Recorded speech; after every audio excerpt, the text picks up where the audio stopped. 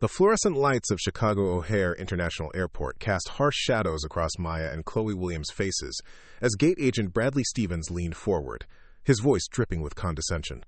"Listen carefully, girls. I don't care what fairy tale your daddy told you about flying first class, those seats aren't for people like you.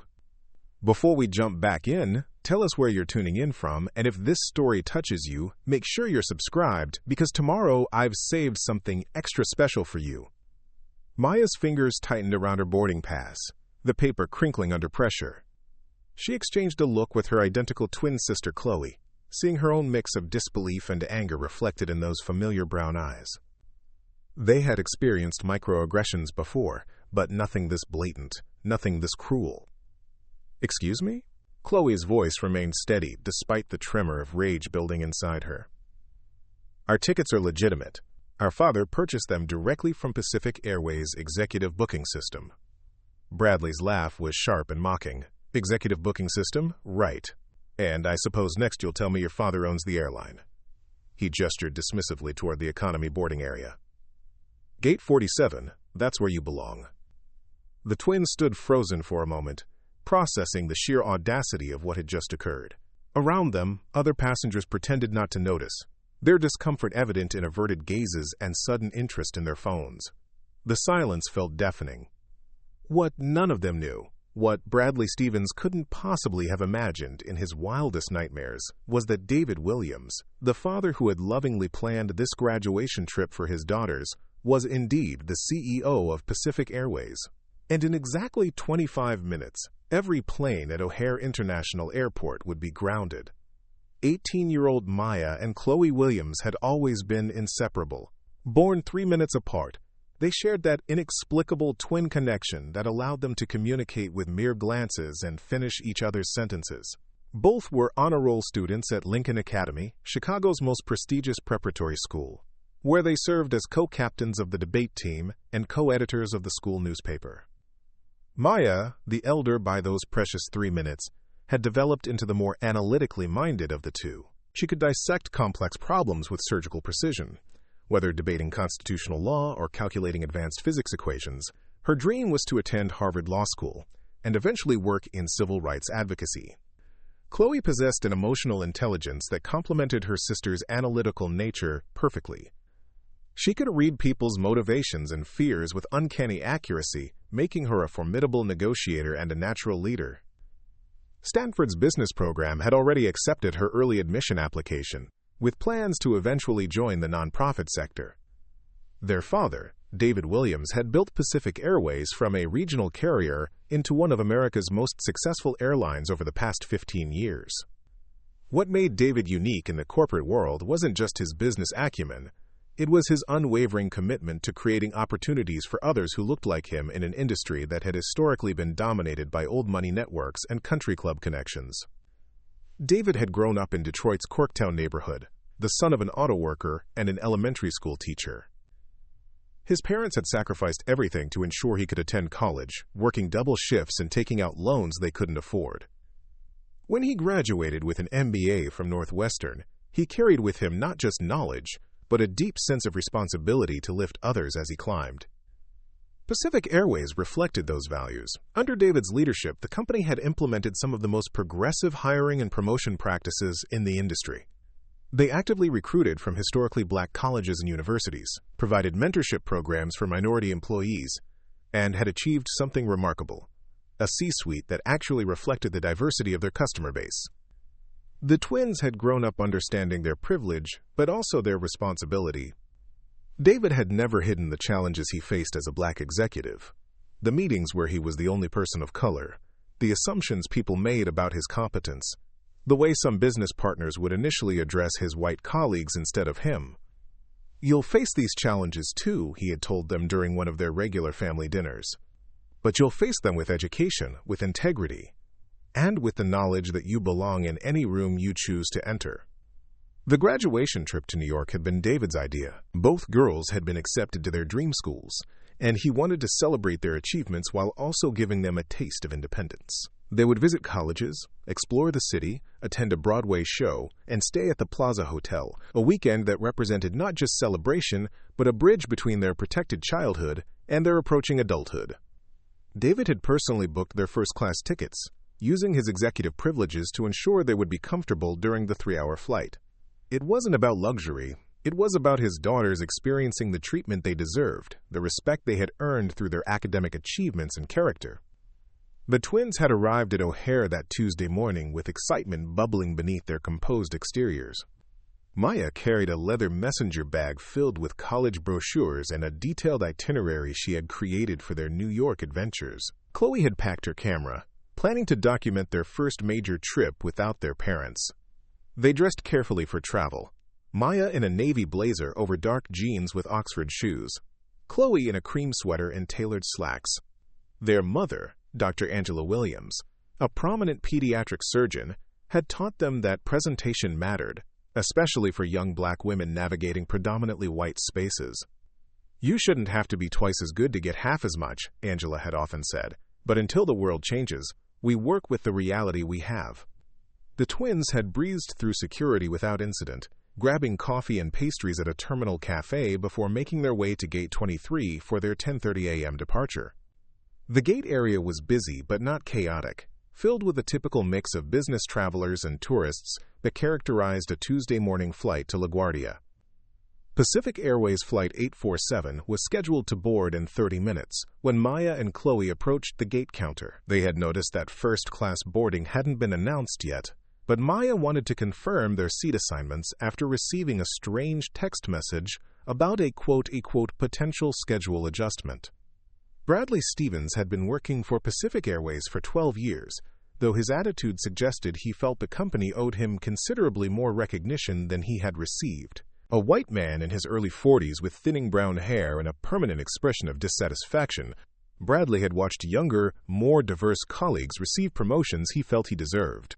His resentment had curdled into something uglier over the years, particularly as Pacific Airways had embraced what he considered politically correct hiring practices. He made no effort to hide his disdain for what he called diversity hires, though he was careful to couch his language in terms that couldn't be easily reported to HR. When Maya and Chloe approached his counter, Bradley saw an opportunity to exercise the small amount of power his position afforded him. Two young black women with first-class tickets represented everything he resented about the new Pacific Airways. People he believed didn't belong in premium cabins, taking seats that should go to real customers. "Can I help you?" he had asked, though his tone suggested helping was the last thing on his mind. "We're on Flight 847 to LaGuardia," Maya had explained politely. "I received a text about a possible schedule change, and I wanted to confirm our seat assignments." Bradley had made a show of typing on his keyboard, his expression growing more skeptical as he reviewed their reservation. "First class, huh? That's interesting." His tone carried clear implications about what he found interesting about two young black women holding premium tickets.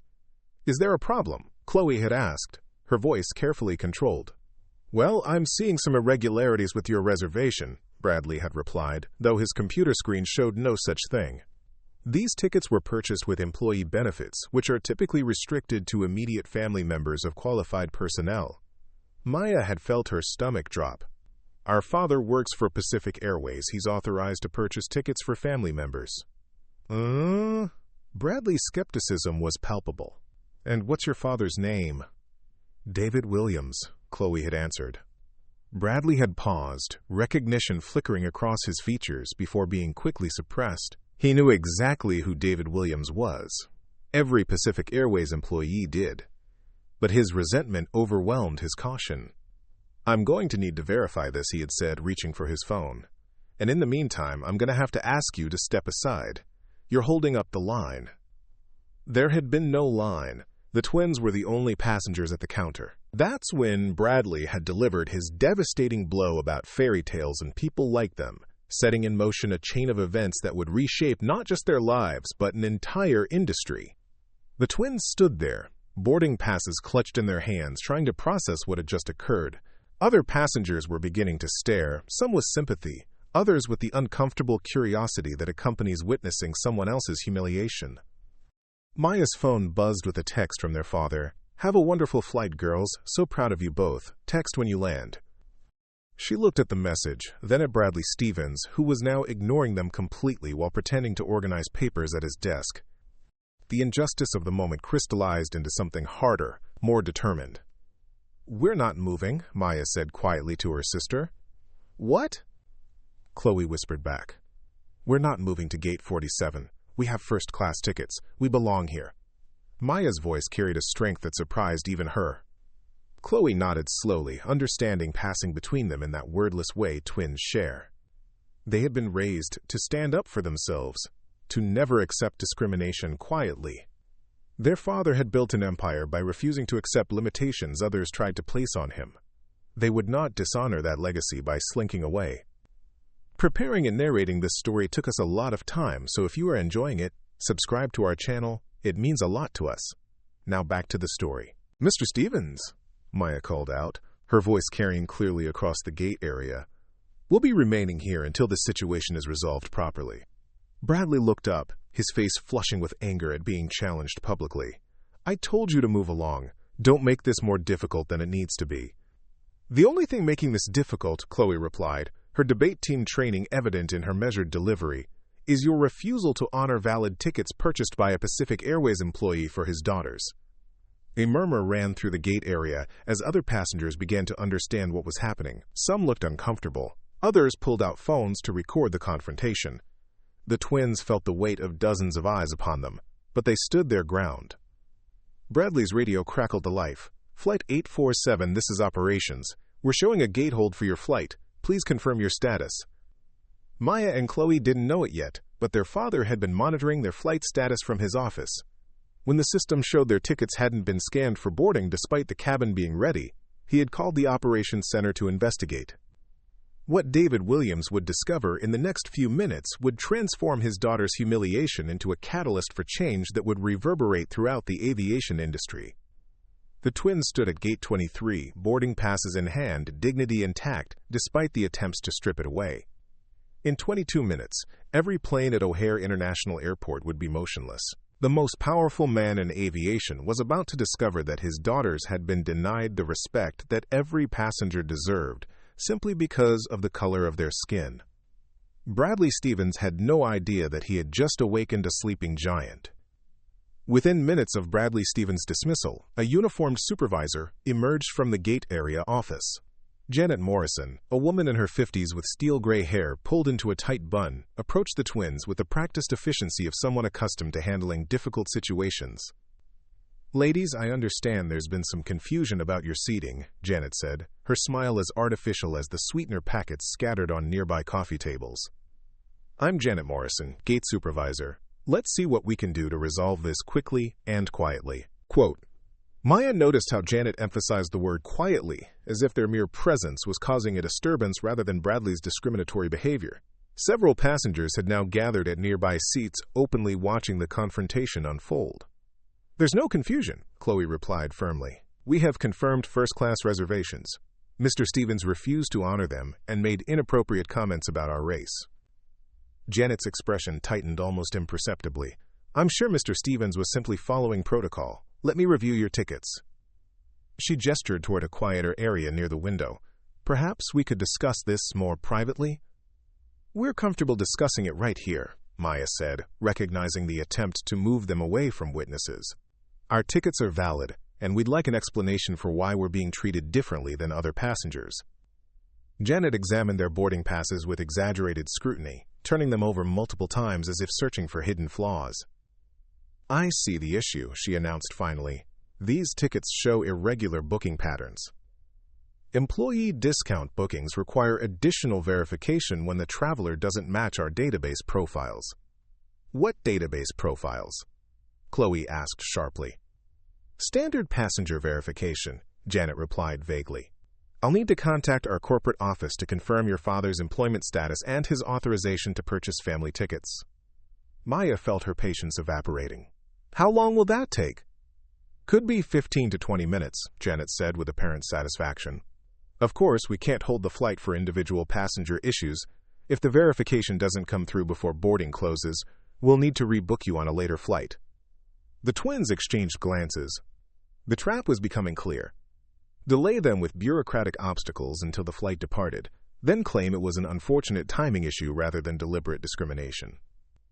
"We'll wait," Maya said decisively. as Janet retreated to her office, supposedly to make verification calls. The twins noticed other subtle changes in their treatment. A Pacific Airways customer service representative who had been circulating through the gate area, offering assistance to passengers, carefully avoided their section. The coffee cart attendant who had been serving refreshments to first-class passengers waiting in the gate area somehow never made it to their seats. Most telling was the behavior of other gate personnel. They spoke in hushed tones while glancing repeatedly in the twins' direction, creating an atmosphere of suspicion around two young women who had done nothing but present valid tickets for their confirmed seats. A businessman in an expensive suit seated nearby began typing furiously on his phone. Maya caught a glimpse of his screen and saw he was posting on social media about entitled teenagers causing drama at the gate, with a photo that clearly showed her and Chloe in the background. "Excuse me," Chloe addressed him directly. "Did you just take our picture without permission?" The man looked up, startled. "It's a public space. I can photograph whatever I want." "You're posting lies about us on social media," Maya said, her voice carrying clearly. "We haven't caused any drama. We've simply requested to board with our confirmed tickets." "If you had legitimate tickets, you'd be on the plane by now," the man replied smugly. "Instead, you're holding up the entire flight with whatever scam you're running." The accusation hit like a physical blow. Around them, other passengers began murmuring among themselves. The twins could feel the mood shifting, suspicion spreading like a virus through the gate area. An elderly white woman approached, her expression sympathetic. "Honey, maybe you should just take the economy seats," she said in a voice that probably sounded kind to her own ears. "It's not worth all this trouble. First class isn't that much different anyway." The suggestion, however well-intentioned, stung deeply. It carried the implicit assumption that first-class seats weren't meant for them, that they should be grateful for whatever accommodation they were offered. "Would you accept economy seats if you had purchased and confirmed first-class tickets?" Maya asked the woman directly. The woman flustered, clearly uncomfortable with having her suggestion challenged. "Well, that's different. I mean, if there was some sort of mistake." "There's no mistake," Chloe said firmly. "Our tickets are legitimate, and we're entitled to the seats we purchased." As the minutes ticked by, the pattern became increasingly clear. This wasn't an isolated incident with one prejudiced gate agent. It was a systematic effort to humiliate and exclude them. The supervisors manufactured delays, the social media attacks from other passengers, the well-meaning but condescending suggestions that they should simply accept lesser treatment. All of it revealed a deeper problem. Maya pulled out her phone and began documenting everything. She recorded the empty first-class priority boarding area, where they should have been invited to wait, the gate agents who continued to avoid them, the businessman who was now posting a second social media update describing them as aggressive and confrontational. "What are you doing?" Chloe whispered. "Building a case," Maya replied quietly. "Dad always taught us that in situations like this, documentation is everything." 15 minutes had passed since Janet Morrison's promise to verify their father's employment. Maya approached the gate counter, where Bradley Stevens was now processing passengers for a different flight. "Excuse me, Mr. Stevens, has there been any update on our ticket verification?" Bradley barely glanced up. "Still waiting to hear back from the corporate. These things take time." "Could you tell me who specifically you're waiting to hear from?" Maya pressed. "I'd like to contact them directly to expedite the process." Bradley's jaw tightened. "That's not how it works. You wait until we hear back, or you take the rebooking option." "What rebooking option?" Chloe had joined her sister at the counter. "Next available flight to New York," Bradley said with obvious satisfaction. "Thursday afternoon." The twins stared at him in disbelief. Their trip was carefully planned around college visits and Broadway show tickets that had been purchased months in advance. A 2-day delay would ruin everything. "That's unacceptable," Maya said. "We have confirmed seats on this flight, purchased with legitimate employee benefits by our father, who is authorized to do so." "Look," Bradley said, dropping any pretense of professionalism, "I don't know what kind of situation your father has with this airline, but I'm not putting you in first class based on some story about executive privileges. Those seats are for our premium customers." The implication was crystal clear. They couldn't possibly be premium customers because of who they were. Other passengers were now boarding for different flights, and Maya noticed something that made her stomach drop. A white family with 3 teenagers was proceeding through first-class boarding for a different Pacific Airways flight. The parents looked younger than what Maya imagined her own father's age to be, dressed casually in jeans and athletic wear. No one questioned their tickets. No one demanded additional verification. No one suggested they belonged in the economy. The contrast was so stark, so undeniable, that even some of the passengers who had been watching the twins with suspicion began to look uncomfortable. A young black woman in a Pacific Airways flight attendant uniform was walking through the gate area, apparently heading to her assigned flight. She noticed the commotion around the twins and slowed her pace, her expression growing concerned as she observed the situation. "Excuse me," she said, approaching Maya and Chloe. "I'm Jasmine Parker, flight attendant with Pacific Airways. Is everything okay here?" For the first time all morning, someone in a Pacific Airways uniform was addressing them with genuine concern rather than suspicion. "We're having difficulty boarding our flight," Chloe explained. "We have confirmed first-class tickets, but Mr. Stevens says they need additional verification." Jasmine's expression darkened as she glanced toward Bradley Stevens. "May I see your boarding passes?" She examined the tickets with the expertise of someone who processed hundreds of them every week. "These look completely normal to me. Standard employee benefit booking, properly processed." She looked up at the twins. "What's your father's name?" "David Williams," Maya replied. Jasmine's eyes widened slightly. Every Pacific Airways employee knew that name. David Williams wasn't just any executive. He was the CEO who had transformed their company culture and created opportunities for people like her. "Wait here," Jasmine said firmly. She marched over to Bradley Stevens' counter with the confidence of someone who knew exactly what she was looking at. "Bradley, what's the issue with these passengers?" she asked, her voice carrying the authority of someone who wouldn't be easily dismissed. "Employee verification," Bradley mumbled, suddenly less confident. "Verification of what? These are properly issued tickets for David Williams' daughters. You know who David Williams is, right?" Bradley's face went pale, but his resentment overrode his caution. "I don't care who their father claims to be. Company policy requires verification for irregular bookings." "There's nothing irregular about these bookings," Jasmine said, her voice rising. "You're creating a problem where none exists." Quote, the exchange was drawing attention from throughout the gate area. Other Pacific Airways employees were beginning to notice, and several looked deeply uncomfortable with what they were witnessing. Janet Morrison emerged from her office, clearly agitated by the growing scene. "Jasmine, this doesn't concern you. Please proceed to your assigned gate."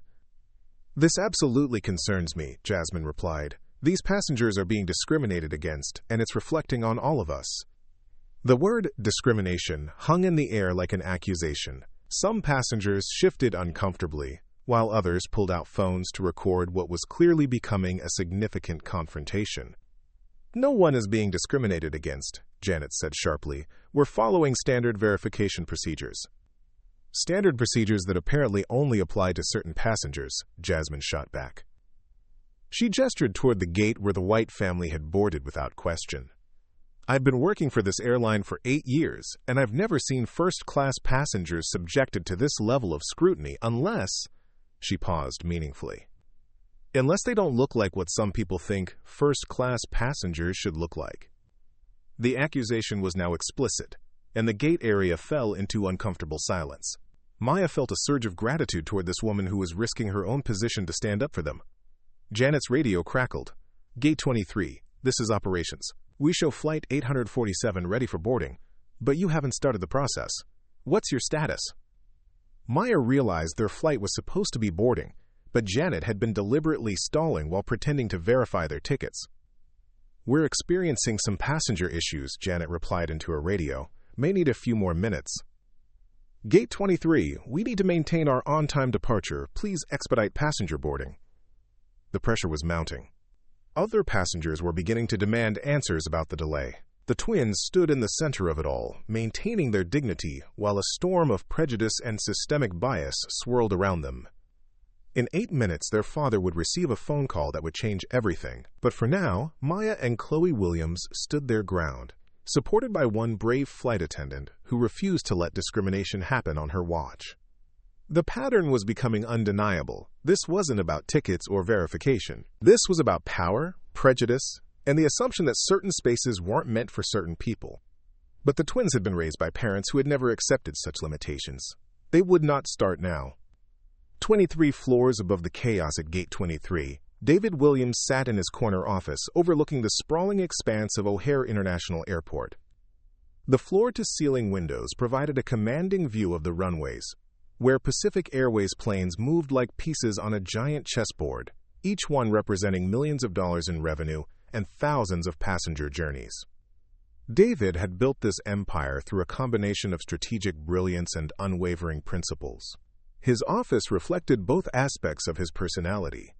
Diplomas and business awards shared wall space with family photos and artwork from local black artists. A signed basketball from Michael Jordan sat next to a first-edition copy of The Souls of Black Folk by W.E.B. Du Bois. His assistant, Patricia Chen, knocked on the doorframe. "Mr. Williams? Operations is reporting a gate hold on Flight 847 to LaGuardia. That's the flight your daughters are on." David looked up from the quarterly revenue reports he'd been reviewing. "A gate hold? What kind of delay?" "They're saying passenger processing issues," Patricia replied, consulting her tablet. "The flight was ready to board 15 minutes ago, but they haven't started the process." A cold feeling settled in David's stomach. Maya and Chloe were meticulous planners who always arrived early for flights. They would have been at the gate well before boarding time. There was no reason for them to cause passenger processing delays. "Get me the gate supervisor on the phone," he said, standing and moving toward the window where he could see the terminal building in the distance. "Yes, sir." Patricia began dialing. "Mr. Williams." "I have Janet Morrison, gate supervisor for Flight 847. David took the phone, his voice professional but carrying an edge of concern. "Ms. Morrison, this is David Williams. I understand there's a delay with Flight 847. My daughters are passengers on that flight, and I want to ensure there are no problems." There was a pause before Janet responded, her voice carefully controlled. "Mr. Williams, yes, we're just working through some routine verification procedures. Nothing to be concerned about." "Verification procedures?" David's tone sharpened. "What kind of verification is required for confirmed passengers?" "Well, sir, when employee benefit tickets are used by passengers who don't match our expected demographic profiles, we have protocols." Janet's words died in her throat as she realized what she had just said. The silence that followed was deafening. David Williams had spent 15 years building Pacific Airways into an industry leader, but he had never forgotten what it felt like to be underestimated because of his race. He had faced skepticism from investors who questioned whether a young black executive could run a major airline. He had endured board meetings where his ideas were dismissed until white colleagues repeated them verbatim. He had smiled politely through countless industry events where people assumed he was someone's assistant rather than the CEO. But this was different. This was about his daughters. "Ms. Morrison," David said, his voice deadly calm, "are you telling me that my daughters are being subjected to additional scrutiny because they don't match your expected demographic profile for first-class passengers?" "No, sir, that's not what I meant." "Because if that's what's happening," David continued, "then we have a much larger problem than a flight delay." He ended the call and immediately dialed his daughter's cell phones. Maya answered on the second ring. "Dad? Thank goodness you called." "Maya, what's happening down there?" In quick, precise sentences, Maya outlined everything that had occurred. Bradley Stevens' initial refusal to honor their tickets, Janet Morrison's manufactured delays, the social media attacks from other passengers, and the systematic pattern of discrimination they had encountered. David listened in silence, his jaw tightening with each detail. When Maya finished, he asked quietly, "Are you and Chloe safe?" "Yes, we're okay. Jasmine Parker, one of your flight attendants, is here supporting us." "But Dad, they're not going to let us on this flight. They're going to keep creating obstacles until it's too late." "No," David said firmly, "they're not." He ended the call and immediately dialed another number. "Patricia, get me Marcus Thompson in operations. Emergency priority." Marcus Thompson had been David's right-hand man for over a decade, rising from a junior operations manager to vice president of flight operations. He understood David's vision for the company and had helped implement many of the cultural changes that made Pacific Airways different from its competitors. "Marcus, I need you to implement Emergency Protocol 7 immediately." There was a sharp intake of breath on the other end of the line. Emergency Protocol 7 was Pacific Airways' most extreme operational measure, designed for situations involving terrorist threats or catastrophic system failures. It had never been used for personnel issues. "David, what's the situation? My daughters are being discriminated against by our own employees at O'Hare. They're being denied boarding on Flight 847 despite having confirmed first-class tickets. The gate supervisor just admitted they're being subjected to additional scrutiny because they don't match expected demographic profiles." Marcus was quiet for a moment. "Jesus, David, are you sure about this?" "I just spoke with Maya. She's documented everything. We have a systemic problem, Marcus, and it requires a systemic response. Emergency Protocol 7 will ground every Pacific Airways flight nationwide," Marcus said slowly. "We're talking about 400-plus aircraft, over 50,000 passengers, millions in revenue losses." "I'm aware of the implications," David replied. "Do it." "David, maybe we should." "Marcus." David's voice carried the full weight of his authority. "My daughters are sitting in that terminal right now, being humiliated by employees who work for me, representing a company that I built on principles of dignity and equality.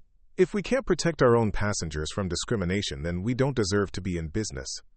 There was another pause before Marcus responded. "I'll need executive authorization for Protocol 7. You have it. Authorization code Alpha Delta 779. I want every plane on the ground in 30 minutes. And Marcus, I want every employee involved in this incident in my office within the hour." David ended the call and walked to his window, watching the controlled chaos of airport operations below. In a few minutes, that organized movement would come to a complete halt. Every Pacific Airways flight would return to the gate. Every passenger would be informed that the airline was experiencing operational difficulties. Patricia appeared in his doorway again. "Mr. Williams?" "I'm getting calls from multiple departments asking about unusual system alerts. Quote, tell them Emergency Protocol 7 is in effect by executive order. All inquiries should be directed to Marcus Thompson." "Sir, should I cancel your afternoon meetings?" David turned from the window. "Cancel everything for the rest of the week. And Patricia, I want you to call our general counsel, our head of human resources, and our VP of public relations. Tell them to drop everything and get here immediately." As Patricia hurried to execute his instructions, David's phone rang. The caller ID showed Victor Ashford, chairman of Pacific Airways Board of Directors. "David, what the hell is going on? I'm getting calls about some kind of emergency shutdown." David had known this call would come quickly.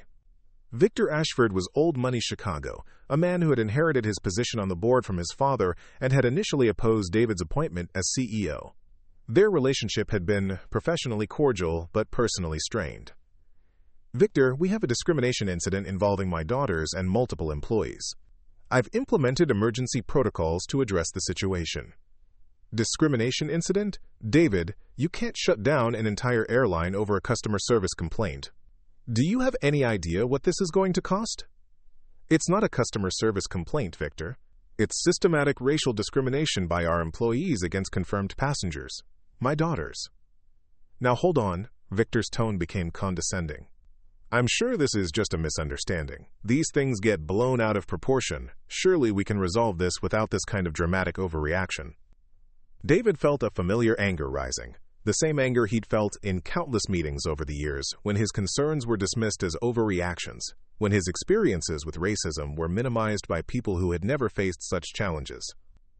"Victor, let me be very clear. My 18-year-old daughters are honor students with confirmed first-class tickets who have been denied boarding because, in the words of our own gate supervisor, they don't match expected demographic profiles. If you consider addressing that kind of discrimination and overreaction, then we have a fundamental disagreement about what this company stands for." "David, I understand you're upset, but..." "I'm not upset, Victor. I'm resolute. This company will either live up to its stated values, or it will face the consequences of failing to do so." David ended the call and looked out the window again. He could see the first signs of his decision taking effect.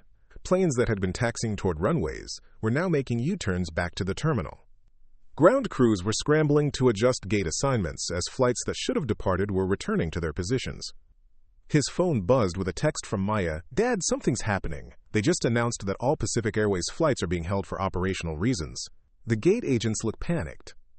David smiled grimly and typed back, "Justice is happening. Stay exactly where you are. Help is coming." 24 minutes had passed since Bradley Stevens first dismissed his daughters with his comment about fairy tales. In 6 minutes, every Pacific Airways aircraft in the United States would be motionless. But David Williams was just getting started. He picked up his phone and dialed one more number, the direct line to Chicago's mayor, Patricia Hoffman, a longtime ally who had supported Pacific Airways' expansion at O'Hare. "Patricia, it's David Williams. I need to inform you that Pacific Airways is implementing emergency operational protocols that will affect all our flights at O'Hare. We're dealing with a serious discrimination incident involving our employees." "David, how serious are we talking about here?" "Serious enough that I've grounded my entire fleet. Serious enough that this is going to become a very public conversation about discrimination in the airline industry." There was a pause as the mayor absorbed the implications. "What do you need from the city?" "Nothing right now. I just wanted you to hear this from me before it hits the news. My daughters were discriminated against at O'Hare by Pacific Airways employees. I'm taking action to ensure it never happens again."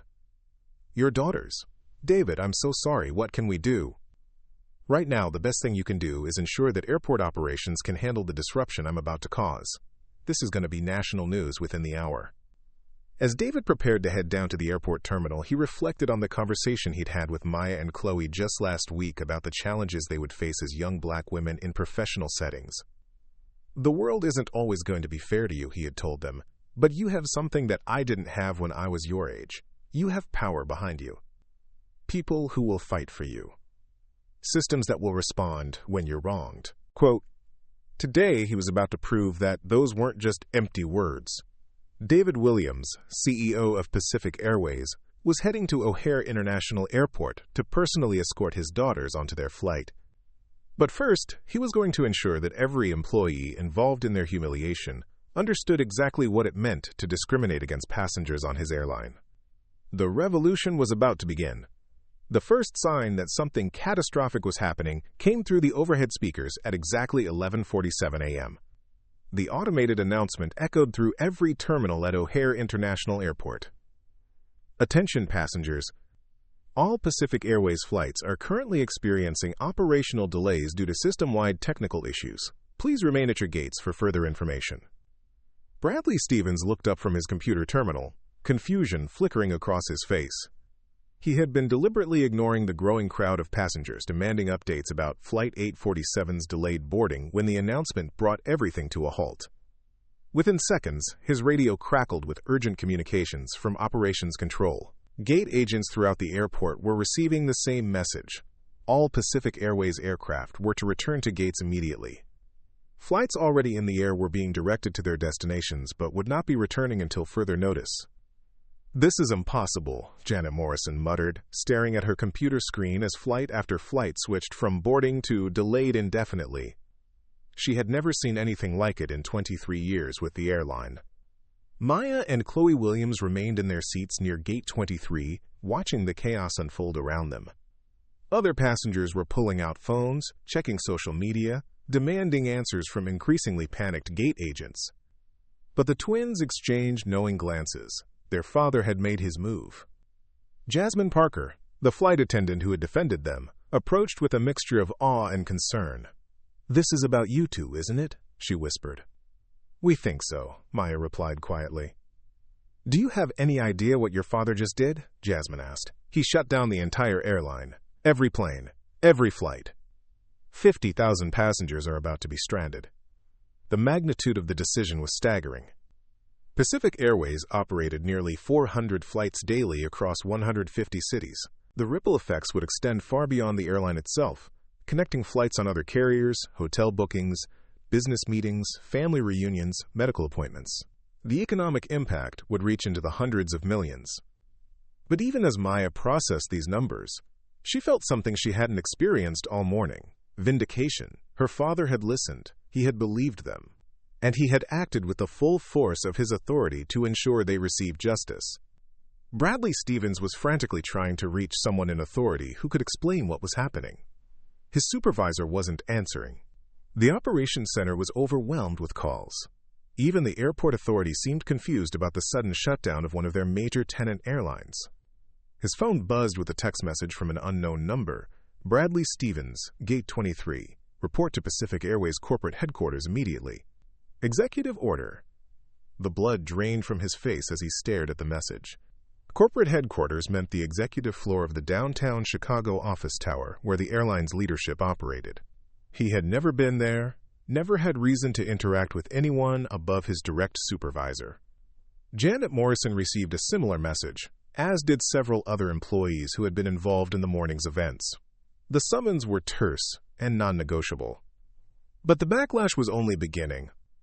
Victor Ashford, the board chairman who had questioned David's emergency protocols, was now fielding calls from major investors, business partners, and media outlets. His phone rang constantly as Pacific Airways' stock price began to plummet in real-time trading. "Victor, what the hell is going on over there?" The voice belonged to Richard Sterling, CEO of Meridian Investment Group, which held 12% of Pacific Airways' outstanding shares. "My portfolio just lost $8 million in 20 minutes.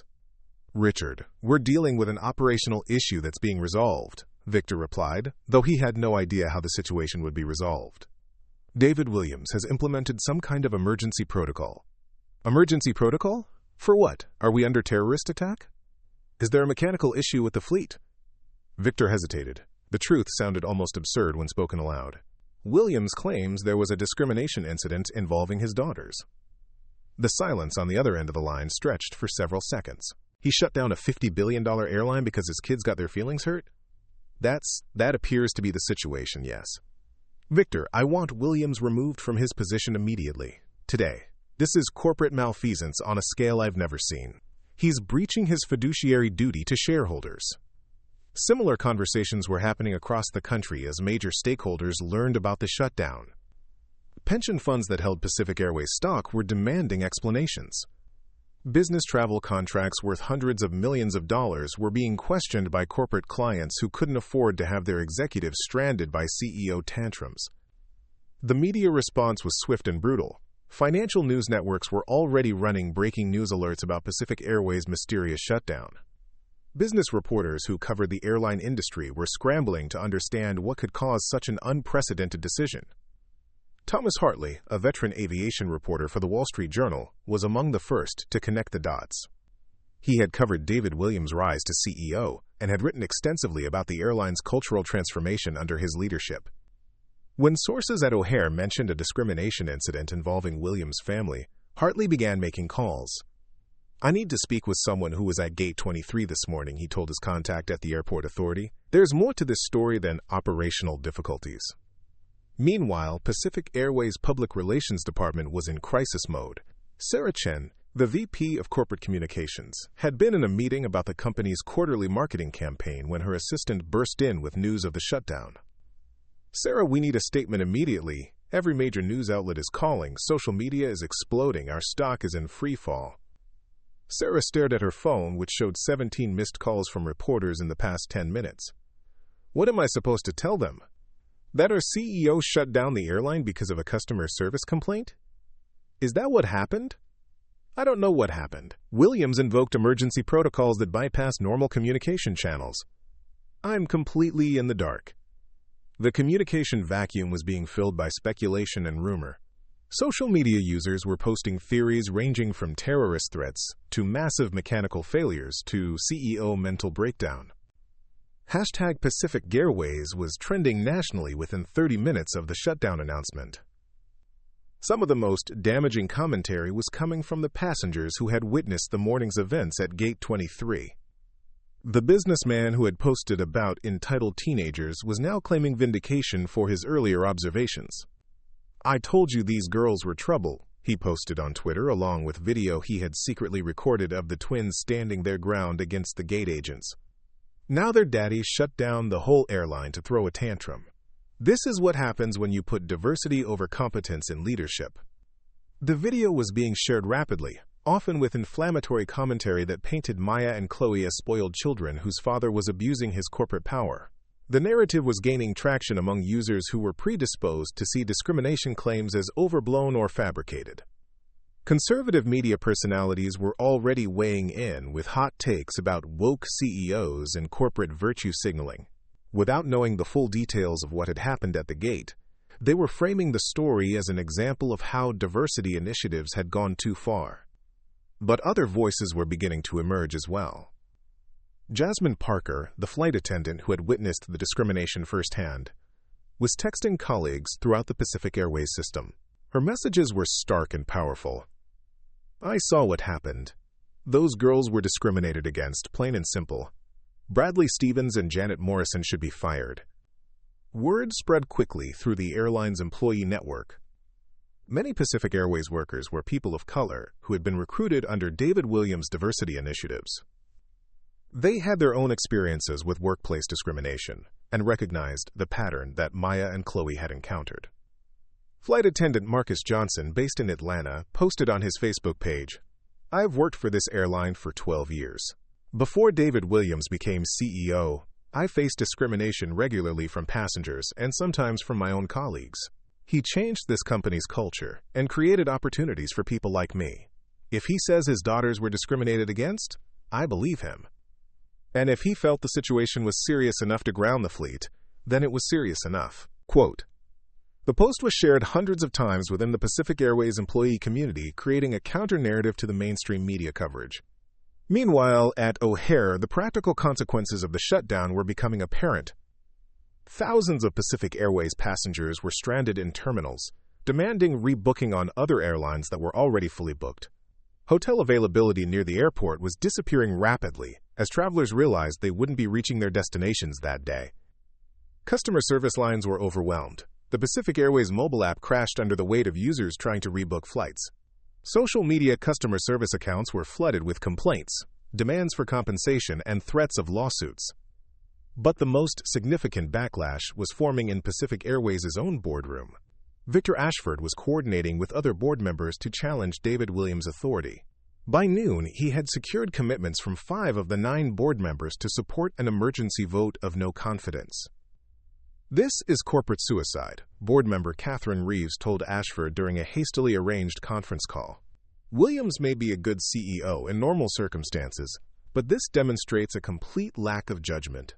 He's prioritizing his personal grievances over his fiduciary responsibilities." "I agree completely," replied board member James Morrison. "The shareholders will crucify us if we don't take decisive action. Williams has to go." What none of them realized was that David Williams had anticipated this reaction. He had spent 15 years building relationships throughout the company, creating loyalty among employees who understood his vision, and establishing credibility with stakeholders who had benefited from his leadership. More importantly, he had documentation. As CEO, he had access to every discrimination complaint filed against Pacific Airways over the past 5 years. He knew about the patterns of bias that previous leadership had ignored. He understood the legal liability the company faced if these issues weren't addressed systematically. The board members calling for his removal were about to discover that David Williams had been preparing for this battle long before his daughters ever set foot in O'Hare Airport. At Gate 23, Maya and Chloe continued to watch the chaos unfold around them. Passengers were angry, confused, and increasingly desperate for answers. Some were directing their frustration toward the twins, as word spread that they were somehow connected to the unprecedented shutdown. "This is because of you, isn't it?" an angry passenger confronted them. "My daughter's wedding is tomorrow in New York, and now I might miss it because you couldn't handle being told no." Maya looked up at the woman, seeing not just anger but genuine pain. The consequences of her father's decision were affecting real people with real problems. For a moment, doubt crept in. Had they done the right thing? Was her father's response proportional to what they had experienced? But then she remembered Bradley Stevens' sneer, Janet Morrison's manufactured delays, and the systematic way they had been treated as less than human simply because of their race. She thought about all the other passengers who might face similar treatment if nothing changed. "I'm sorry your travel plans are disrupted," Maya said quietly, "but what happened to us this morning was wrong. And sometimes stopping something wrong requires actions that are inconvenient for everyone." The woman stared at her for a moment, perhaps recognizing something in Maya's calm dignity that gave her pause. She walked away without another word. Chloe squeezed her sister's hand. "Dad's coming," she whispered. Maya nodded. In the distance, she could see a black town car pulling up to the terminal entrance. Their ordeal was far from over, but the cavalry was finally arriving. The backlash against David Williams' decision was fierce and growing, but he had spent his entire career fighting battles that others thought he couldn't win. This would be his most important fight yet, not just for his daughters, but for every passenger who deserved to be treated with dignity regardless of the color of their skin. The war for the soul of Pacific Airways was about to begin. At 12:15 p.m., 30 minutes after the airline shutdown, Maya Williams' phone buzzed with a notification that would change everything. Someone had created a fake Twitter account using her name and photo, posting inflammatory messages designed to make her appear entitled and ungrateful. "Can't believe my dad had to shut down an entire airline just because some gate agent hurt my feelings. #daddy's money, #privileged life." The fake tweet was already being shared thousands of times, with comments ranging from outrage to mockery. Maya stared at her phone in disbelief as more fabricated posts appeared, each one designed to undermine her credibility and paint her as a spoiled rich girl manipulating her powerful father. "Chloe, look at this," she whispered, showing her sister the screen. Chloe's expression hardened as she read the posts. "Someone's trying to destroy our reputation before we can tell our side of the story." But Maya had inherited more than just her father's principles. She had also inherited his strategic mind. Within minutes, she was documenting the fake accounts, taking screenshots, and using reverse image searches to trace the source of the manipulated content. "They made a mistake," she told her sister grimly. "These accounts were all created in the last hour, and they're using stock photos mixed with our real pictures. This isn't random trolling, this is coordinated." While Maya worked to expose the digital attacks against them, a different kind of evidence war was being waged in the corridors of Pacific Airways corporate headquarters. David Williams had arrived at the downtown Chicago office to find his executive team in crisis mode. "Sir, we need to discuss the legal implications," said Jennifer Martinez, the company's general counsel. "The board is threatening to remove you for breach of fiduciary duty. Victor Ashford is claiming you acted outside your authority." David's expression remained calm as he took his seat at the head of the conference table. Around him sat the senior executives he had carefully assembled over the years, people who shared his vision for transforming the airline industry. "Jennifer, please pull up the discrimination complaint files for the past 5 years." "Sir, I don't think that's—" "Pull them up," David repeated firmly.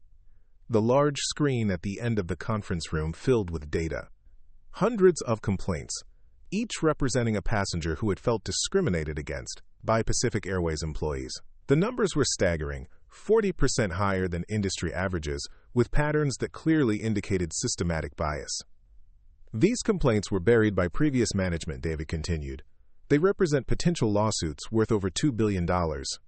Victor Ashford was executive chairman when most of these incidents occurred. He knew about them and chose to ignore them." Marcus Thompson, the VP of Operations, leaned forward. "David, you're saying Victor has been covering up discrimination complaints?" Quote, "I'm saying that when I became CEO, I inherited a liability that had been systematically concealed from shareholders and the board. Today's incident with my daughters isn't isolated. It's part of a pattern that creates enormous legal and financial risk for this company." David's phone buzzed with a text from Maya. "Dad, they're creating fake social media accounts to attack us. But I'm documenting everything. The attacks are too coordinated to be random." David showed the message to his communications director, Sarah Chen. "Sarah, my daughters are being targeted by a coordinated digital campaign. I want our cybersecurity team to investigate immediately." Within the hour, Pacific Airways digital forensics experts had traced the fake accounts to a public relations firm called Strategic Narrative Solutions, a company that specialized in reputation management and crisis mitigation for corporate clients. "Sir," reported Cybersecurity Chief Robert Kim, "the fake accounts were created using virtual private networks to hide their origin, but the content coordination and timing suggest professional management. Strategic Narrative Solutions has contracts with several companies that compete with us for business travel accounts." David's expression darkened. "Are you telling me our competitors are orchestrating attacks on my daughters?" "It's possible, sir. The sophistication and coordination suggest this isn't random trolling." Meanwhile, authentic voices were beginning to emerge online. Dr. James Patterson, a Harvard professor who had flown Pacific Airways the previous week, posted a detailed Twitter thread about his own experience with discrimination at the hands of gate agent Bradley Stevens. I'm a tenured professor with frequent flyer status, but Bradley Stevens made me wait 30 minutes for additional verification while processing white passengers who arrived after me. When I see David Williams' daughters facing similar treatment, I believe every word." The thread went viral within hours, with dozens of other passengers sharing their own experiences with Stevens and other Pacific Airways employees. The pattern was undeniable: systematic discrimination that had been ignored by management for years. Jasmine Parker, the flight attendant who had defended the twins, was facing her own battle. Janet Morrison had filed a formal complaint against her for interfering with gate operations and insubordination. The complaint recommended immediate suspension pending investigation. But Jasmine had allies throughout the Pacific Airways system: flight attendants, pilots, and ground crew members who had experienced or witnessed discrimination began sharing their stories publicly. The employees' union issued a statement supporting David Williams' actions and calling for a comprehensive investigation into discriminatory practices. "David Williams didn't shut down this airline because his daughters were inconvenienced," wrote Union President Maria Santos. "He shut it down because systematic discrimination has been allowed to flourish unchecked, creating a hostile environment for employees and passengers alike." The evidence war was being fought on multiple fronts simultaneously. In boardrooms, lawyers were preparing competing narratives about David's fitness to lead. On social media, both networks were spreading disinformation, while real people shared authentic experiences. In newsrooms, reporters were investigating claims and counterclaims about what had really happened at Gate 23. Thomas Hartley, the Wall Street Journal reporter, had been gathering testimonies from passengers who witnessed the morning's events. His investigation revealed a stark divide between the manufactured social media narrative and the accounts of actual witnesses. "I was sitting 10 feet away when the gate agent told those girls that first-class seats weren't for people like them," said Margaret Walsh, a retired teacher from Cincinnati. "There was nothing ambiguous about it. It was pure discrimination, and everyone there knew it." But Hartley was also discovering evidence of the coordinated campaign to discredit the Williams family. Phone records obtained through legal channels showed multiple calls between Strategic Narrative Solutions and Victor Ashford's office in the hours following the airline shutdown.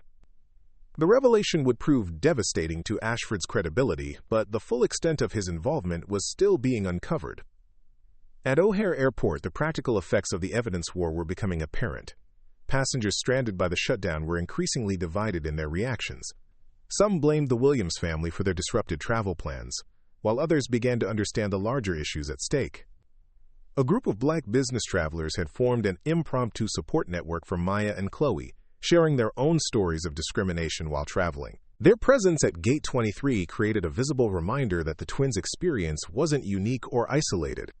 "This happened to me last month on United," said Dr. Angela Foster, a surgeon from Detroit. "Different airline, same treatment. They questioned my first-class ticket for 20 minutes while white passengers boarded without issue." "I've been flying for business for 15 years, added Michael Johnson, a pharmaceutical executive. "I can't count the number of times I've been subjected to extra scrutiny, additional searches, or questioning about whether I belong in premium cabins." These young women just had the courage to say enough. Their testimonies were being recorded by passengers and journalists, creating a growing body of evidence that supported the Williams family's claims while countering the manufactured narrative on social media. But the most significant development in the evidence war was happening in Pacific Airways' legal department. Jennifer Martinez and her team had discovered that the discrimination complaints buried by previous management included detailed documentation of employees' discriminatory behavior. Bradley Stevens had been the subject of 17 formal complaints over the past 3 years. Each complaint had been dismissed with minimal investigation, often with Stevens receiving only brief counseling sessions that had no impact on his behavior. Janet Morrison had 12 complaints in her file, including one from a Pacific Airways pilot who alleged she had questioned his authority to enter the first-class cabin because pilots don't usually look like you. The legal exposure was enormous. If even a fraction of these complaints resulted in lawsuits, Pacific Airways could face hundreds of millions in damages. More importantly, the pattern of deliberate indifference to discrimination created potential criminal liability for civil rights violations. "David," Jennifer said during an emergency legal briefing, "this documentation changes everything.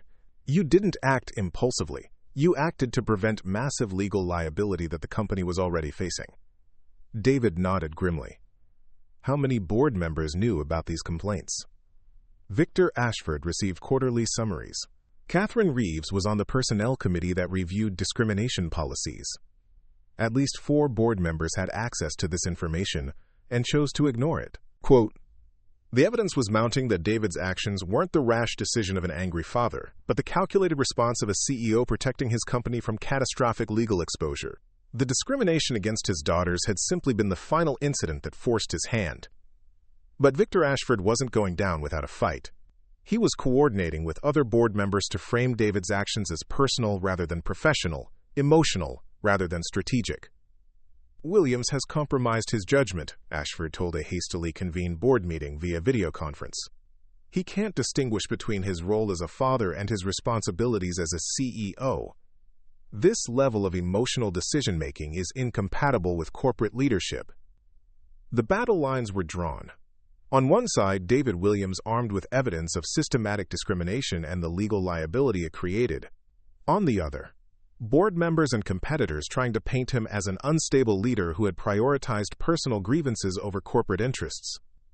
In the middle were Maya and Chloe Williams, 2 18-year-old young women whose simple desire to board a flight had exposed decades of institutional bias and triggered a corporate war that would reshape the airline industry.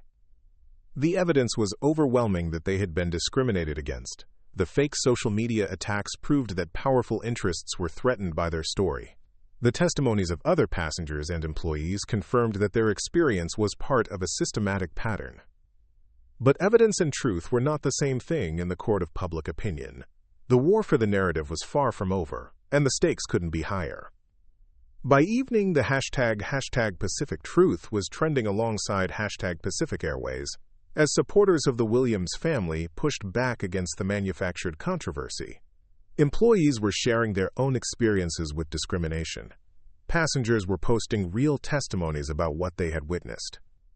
The evidence war was beginning to shift in favor of truth over propaganda. But the final battle would be fought in boardrooms and courtrooms, where the future of Pacific Airways and the principle of equal treatment for all passengers would be decided once and for all. At 4:30 p.m., exactly 5 hours after Maya and Chloe Williams had first approached Gate 23, David Williams walked through the doors of O'Hare International Airport's Terminal 1. He was accompanied by a small entourage that would have been recognizable to anyone familiar with corporate crisis management. 2 lawyers, a public relations specialist, and Marcus Thompson, his trusted operations chief. The terminal was in chaos. Thousands of stranded Pacific Airways passengers filled every available seat, many camping on the floor with their luggage arranged like fortress walls around them. Customer service lines stretched for hundreds of yards, while frustrated travelers argued with overwhelmed gate agents who had no answers to give. David's arrival didn't go unnoticed. Within minutes, smartphones were capturing his movements as he made his way through the terminal. Social media feeds lit up with videos of the CEO whose decision had stranded an entire airline's worth of passengers walking calmly through the destruction his order had caused. But David Williams wasn't walking toward the executive lounges or administrative offices. He was walking directly toward Gate 23, where his daughters had been waiting for over 5 hours. Bradley Stevens saw him coming first. The gate agent who had started this entire crisis stood frozen behind his counter as one of the most powerful executives in the aviation industry, approached with the focused intensity of a man on a mission. "Mr. Stevens?" David said, his voice carrying clearly through the gate area. "I'm David Williams, CEO of Pacific Airways. I believe you've met my daughters." The color drained from Bradley's face as the full implications of his morning's behavior crashed down upon him. Around the gate, passengers pulled out phones to record what was clearly going to be a significant confrontation. Maya and Chloe rose from their seats, relief and pride mixing on their faces as they watched their father address the man who had humiliated them hours earlier. "Sir, there must be some misunderstanding," Bradley stammered. "Oh, there's been a misunderstanding," David replied calmly. "The misunderstanding is that you believed you could discriminate against passengers on my airline without consequences." Janet Morrison appeared from her office, her face pale with the realization that the most powerful man in the company was standing in her gate area, personally addressing the incident she had tried to cover up. "Mr. Williams, if we could discuss this privately." "No, Ms. Morrison. We're going to discuss this right here. in front of the same passengers who witnessed my daughters being discriminated against this morning. David turned to address the crowd that had gathered. Ladies and gentlemen, I want to personally apologize for the disruption to your travel plans today. Pacific Airways implemented emergency protocols because we discovered systematic discrimination against our passengers. Discrimination that I will not tolerate. He gestured toward Maya and Chloe. My daughters, honor students with confirmed first-class tickets, were denied boarding this morning because, in the words of our own employees, they didn't match expected demographic profiles for premium passengers. A murmur ran through the crowd. Some passengers who had been angry about the delays began to understand the larger issue at stake. This airline was built on the principle that every passenger deserves dignity and respect, regardless of their race, background, or appearance. Today, we discovered that principle wasn't being upheld. That stops now. David's phone buzzed with an urgent message from his legal team. Board meeting moved up to 6 p.m. They're voting on your removal. You need to get back to headquarters immediately. But David wasn't finished. He approached Bradley Stevens directly, speaking in a voice loud enough for everyone to hear.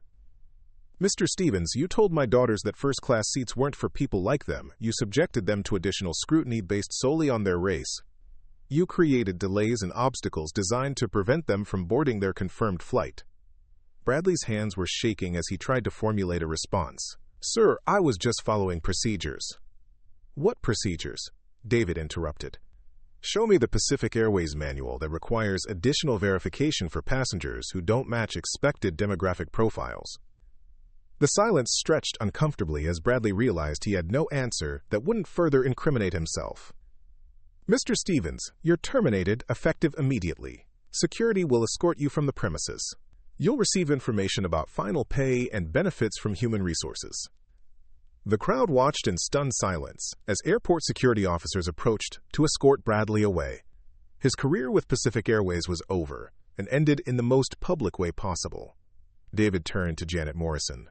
Miss Morrison, you attempted to cover up discrimination when it was reported to you. You created false delays and manufactured bureaucratic obstacles to prevent my daughters from receiving equal treatment. You're also terminated, effective immediately. The reckoning was swift and public.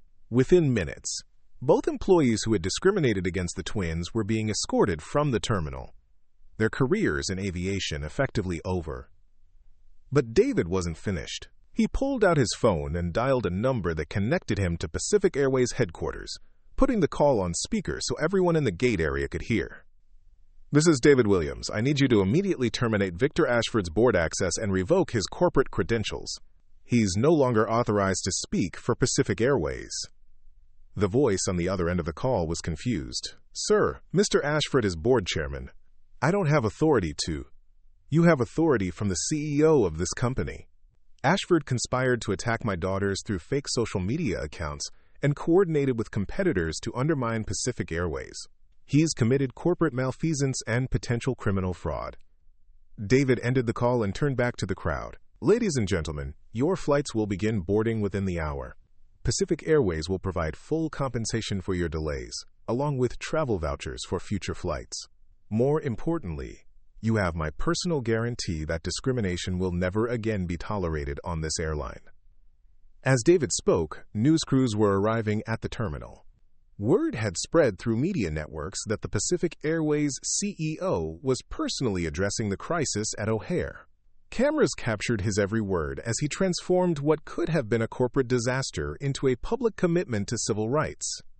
The twins approached their father, and for the first time all day they looked like what they were, 18-year-old daughters reuniting with their dad after a traumatic experience. Are you okay? David asked them quietly, his CEO persona momentarily replaced by fatherly concern. We're okay, Dad, Maya replied. Thank you for believing in us. Thank you for standing your ground, David said. You showed more courage today than most adults display in a lifetime. But even as this personal reunion was taking place, the corporate battle was reaching its climax. David's phone was buzzing constantly with calls from board members, investors, and media outlets. The emergency board meeting was less than 2 hours away, and Victor Ashford was coordinating a final push to remove David from his position. Marcus Thompson approached with urgent news. David, our legal team has uncovered something significant. Ashford's payments to Strategic Narrative Solutions weren't just for attacking your daughters. They've been running a months-long campaign to undermine your leadership. We have emails proving he's been working with competitors to destabilize Pacific Airways. The evidence was damning. Ashford hadn't just reacted to the morning's events. He had been planning David's removal for months, waiting for the right opportunity to strike. The discrimination incident had simply provided the crisis he needed to justify his actions. Marcus, I want all of that evidence presented to the board immediately, and I want our general counsel to contact the FBI. If Ashford has been colluding with competitors while serving on our board, that's potentially criminal behavior. As the afternoon wore on, public opinion was shifting dramatically in David's favor. The authentic testimonies from passengers and employees were overwhelming the manufactured controversy created by Ashford's PR campaign. Videos of David personally addressing the discrimination at Gate 23 were going viral, showing a CEO who had put principles above profit. Major civil rights organizations were issuing statements supporting David's actions. The NAACP, Urban League, and Congressional Black Caucus all praised his decision to take a stand against systematic discrimination, even at enormous corporate cost. Business leaders who had initially criticized the airline shutdown were beginning to reconsider their positions as the evidence of systematic bias became undeniable. Several major corporations announced they were reviewing their travel policies to ensure they weren't indirectly supporting discriminatory practices. At 5:45 p.m., 15 minutes before the emergency board meeting was scheduled to begin, Victor Ashford received a call that would end his corporate career. FBI Special Agent Sarah Kim informed him that he was under investigation for wire fraud, conspiracy to commit corporate sabotage, and potential violations of securities law related to his coordination with Pacific Airways competitors.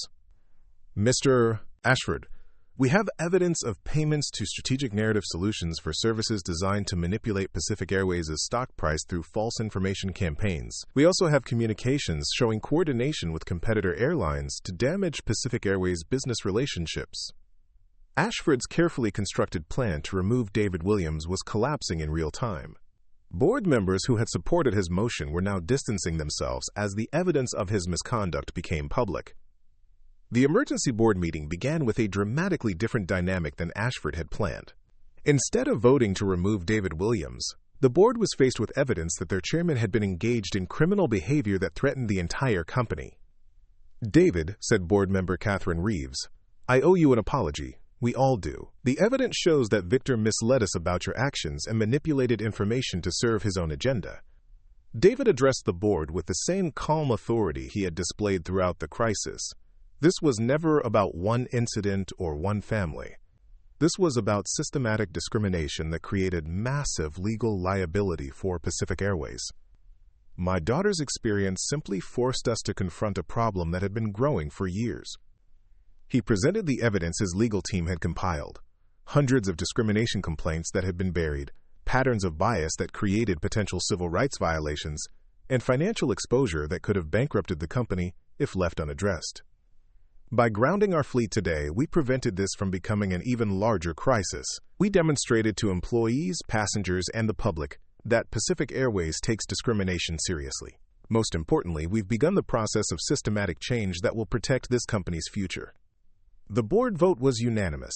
David Williams would remain as CEO, with expanded authority to implement comprehensive anti-discrimination measures throughout the company. But the most significant moment of the day came when David returned to Gate 23 for the final time. Flight 847 to LaGuardia was finally ready to board, nearly 8 hours after its originally scheduled departure. Maya and Chloe Williams were invited to board first, not because of their father's position, but because they had earned the right through their courage in standing up to discrimination.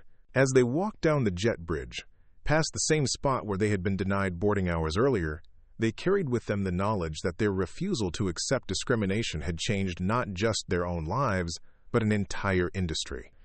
The reckoning was complete. Justice had been served, and two 18-year-old young women had proven that sometimes the most powerful force for change comes from those who simply refuse to accept that inequality is inevitable. Pacific Airways Flight 847 finally departed O'Hare at 7:23 p.m., carrying Maya and Chloe Williams toward their college visits in New York. But more importantly, it carried them toward a future where their example would inspire others to stand up for dignity and equality, no matter the cost. 6 months later, Maya Williams stood in the same spot at Gate 23 where her world had changed forever. But everything around her was different. The gate area had been redesigned with comfortable seating, clear signage in multiple languages, and digital displays showing Pacific Airways' newly implemented Passenger Bill of Rights. Most importantly, the atmosphere felt welcoming rather than exclusionary. The twins were returning from their successful freshman year at Harvard and Stanford respectively, where their story had become legendary among students studying civil rights and corporate responsibility. They had been invited to speak at conferences, written op-eds for major newspapers, and inspired a new generation of young activists who understood that standing up for justice sometimes required uncomfortable courage. Today's flight attendant was someone they recognized, Jasmine Parker, who had been promoted to senior flight attendant and had become the face of Pacific Airways' transformation program. She spotted them immediately and approached with a genuine smile. "Maya, Chloe, welcome back. I hope you know how proud we all are of what you accomplished." The twins exchanged glances, still sometimes amazed by how their simple desire to board a flight had created ripple effects throughout the airline industry and beyond. "How's the new training program working?" Chloe asked. Jasmine's expression brightened. "It's incredible. Every new hire goes through 40 hours of anti-bias training. Current employees complete refresher courses quarterly. But more than that, the culture has genuinely changed. People feel empowered to speak up when they see discrimination, instead of staying silent." Quote, Pacific Airways had indeed transformed dramatically in the 6 months since what the media had dubbed the O'Hare incident. The changes went far beyond policy adjustments. They represented a fundamental shift in how the airline viewed its relationship with passengers and employees. David Williams had used the crisis as an opportunity to implement the most comprehensive anti-discrimination program in aviation history. Every Pacific Airways employee, from baggage handlers to senior executives, had completed intensive training designed by civil rights experts. The program didn't just teach people what not to do, it taught them to recognize unconscious bias and actively create inclusive environments. But the changes weren't limited to training. Pacific Airways had restructured its entire customer service approach around dignity and respect for every passenger. Gone were the subjective judgment calls that had allowed discrimination to flourish. In their place were clear, objective procedures that treated every passenger equally regardless of their appearance, age, race, or perceived socioeconomic status. The results were remarkable. Customer satisfaction scores had reached all-time highs across all demographic groups. Employee retention had improved dramatically, as workers reported feeling more aligned with their company's values. Most surprisingly to industry analysts, Pacific Airways had become the most profitable major airline in the United States. "Turns out treating people with dignity is good business," David had remarked during a recent interview with Forbes magazine. The transformation had extended far beyond Pacific Airways itself. The incident had sparked congressional hearings on discrimination in the airline industry, leading to new federal regulations requiring bias training for all airline personnel. The Department of Transportation had established an Office of Civil Rights Compliance specifically to investigate discrimination complaints against airlines. Other carriers had been forced to examine their own practices as passengers became more aware of their rights and more willing to document discriminatory treatment. The phrase, "I don't match your expected demographic profile," had become a rallying cry for travelers who refused to accept unequal treatment. Maya pulled out her phone and scrolled through social media, where she still occasionally checked the hashtag #PacificTruth that had emerged during the evidence war 6 months earlier. The posts now were very different. Passengers sharing positive experiences with Pacific Airways' transformed customer service, employees celebrating their company's commitment to equality, and other airlines announcing their own anti-discrimination initiatives. But perhaps the most meaningful transformation had been personal. The twins had entered their freshman year of college with a level of confidence and purpose that many students took years to develop. They had learned they could stand up to powerful institutions and win, that their voices mattered, and that individual courage could create systematic change. Maya was pursuing a double major in civil rights law and business administration, inspired by her father's example of using corporate power to advance social justice. She had already been accepted into a summer internship with the American Civil Liberties Union, where she would work on cases involving discrimination in corporate settings. Chloe had chosen to study organizational psychology and nonprofit management, fascinated by the process of changing institutional cultures. Her senior thesis project would examine how the Pacific Airways transformation could be replicated in other industries plagued by systematic bias. Boarding announcement for Flight 615 to Los Angeles, came the voice over the gate speakers. We'll begin with passengers needing assistance, followed by our premium cabin guests. The twins had first-class tickets again, purchased by their father who was joining them for a family vacation in California. But this time, when they approached the gate agent, a young Latino man named Carlos Rodriguez, they were greeted with the same professional courtesy extended to every passenger. "Good afternoon, ladies. Traveling to Los Angeles today?" "Yes," Maya replied, handing over their boarding passes. Carlos processed their tickets quickly and efficiently, making eye contact and speaking in a tone that conveyed respect rather than suspicion. "You're all set. Boarding will begin in about 10 minutes. Thank you for choosing Pacific Airways." It was such a normal interaction that it might have seemed unremarkable to casual observers. But for Maya and Chloe, it represented the victory they had fought for, the simple dignity of being treated like every other passenger. As they waited in the priority boarding area, David Williams arrived with their mother, Dr. Angela Williams. The family reunion at the gate drew no special attention from airline personnel, who had been trained to treat all passengers equally, regardless of their relationships to company executives. "How does it feel to be back?" David asked his daughters. "Different," Maya replied thoughtfully. "Good difference." "Proud different," Chloe added. Angela looked around the gate area, noting the diverse mix of passengers, the professional demeanor of the staff, and the overall atmosphere of inclusivity. "This is what airports should feel like for everyone." David nodded. "We still have work to do. Other airlines are making changes, but slowly. Some corporate cultures are harder to transform than others." Indeed, the industry-wide transformation was ongoing. While Pacific Airways had become the gold standard for inclusive customer service, other airlines were still struggling to address systematic bias within their organizations. Several major carriers were facing federal investigations, class action lawsuits, and public pressure to implement meaningful reforms. The twins had become inadvertent leaders in this broader movement. They regularly received invitations to speak at conferences, universities, and corporate events about their experience and its implications for creating more equitable institutions. Just the week before, Maya had addressed a gathering of Fortune 500 CEOs about the business case for proactive anti-discrimination measures. Her presentation had been titled, "The Cost of Complacency: Why Ignoring Bias Threatens Your Bottom Line." Discrimination isn't just morally wrong, she had told the assembled executives. It's financially devastating. Companies that tolerate bias face legal liability, reputation damage, employee turnover, and customer loss.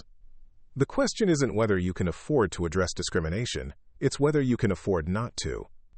Chloe had been equally active, working with university groups to develop bias recognition training programs that could be implemented across different industries. Her work had caught the attention of the White House, which had invited her to participate in a youth advisory council on civil rights enforcement. Now boarding Flight 615 to Los Angeles, we welcome our premium cabin passengers. The Williams family stood and moved toward the boarding line.